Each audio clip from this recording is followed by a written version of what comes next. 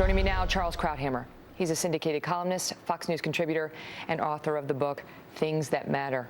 Charles, thank you for being here tonight. Let's just start with the significance of what we've now learned, which is a terror attack has hit the homeland. It has hit the homeland in the worst possible way, in a way that had been imagined by our security experts for the first time in the worst way since 9/11.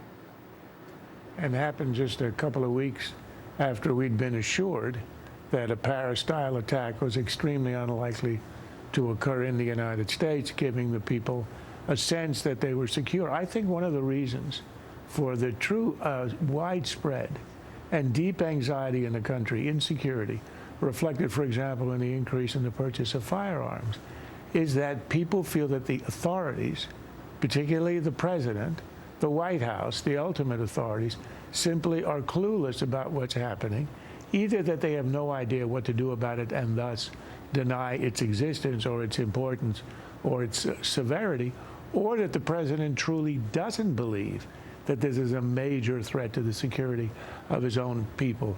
And when you feel leaderless, when you have the White House an hour before the FBI says it's terrorism, still refusing to call it terrorism, when you have the president saying that ISIS is contained, ISIS is not gaining strength, and his own head of the Joint Chiefs of Staff says in testimony a few weeks ago, ISIS is growing, it's not contained. When you have every single indication of the highest authorities in the land downplaying the threat at every turn, starting from the JV team until right now, then you have a sense that this is not an administration to whom you can entrust your safety and the safety of your children. Typically, we look to our president as commander-in-chief and, at a time like this, as comforter-in-chief. And I don't mean to say that this is the same as 9/11, but this is a terrorist attack. The FBI tells us it's so. So where is he, and why isn't he coming on camera tonight to address the nation? Well, where is he? As I just learned from your staff a minute or two ago, and I just heard you say, he's meeting with former Congressman Gifford to talk about gun control. What was his first reaction to the news of the shooting and all the circumstances which had suggested to just about everybody in the country that this is a work of radical Islam? He came out with a statement, and this is the only time he shows any passion on gun control, which is a total irrelevance when it comes to international terrorism. The problem of ISIS is not a gun control problem.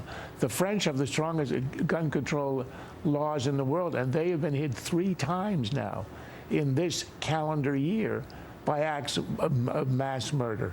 So he preferred to, or he is interested in gun control far more than this issue.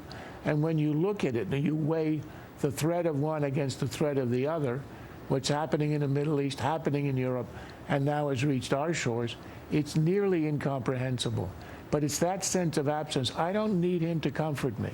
I just need him to give the country a sense that he knows what the threat is and that he's alerting himself, his administration, to put out the maximum effort.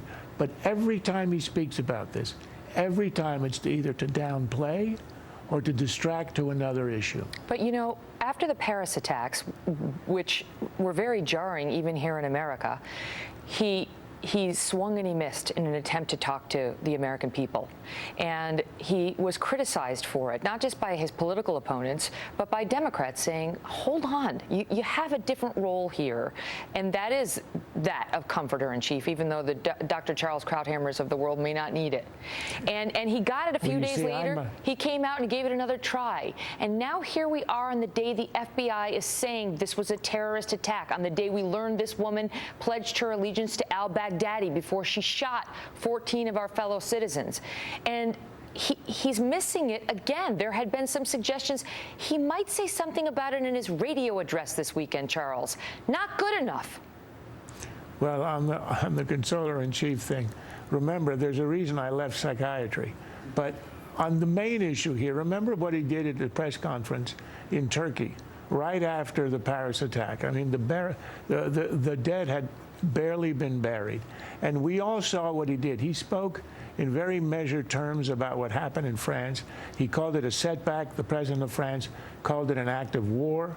And then he showed his only passion in that hour of the press conference in denouncing Republicans on what? On admitting Syrian refugees, as if that was the issue and not the rise of Islamic terrorism in the heart of the West, and obviously accelerating and strengthening in these 7 years of his administration, and now hitting American shores. Charles, is this the new reality of living in America? It's the new reality of living in America when we have spent 7 years abdicating our role in the Middle East, withdrawing from Iraq unilaterally and allowing the influence of Iran to rise, but the growth of ISIS. ISIS has become, under this president, the largest semi-sovereign terrorist group in the history of the world, the wealthiest, with sources of income that are untold in the history of terrorism, and with obvious skill and reach. And he acts as if it remains a JV team and a minor nuisance. Charles, thank you. My pleasure.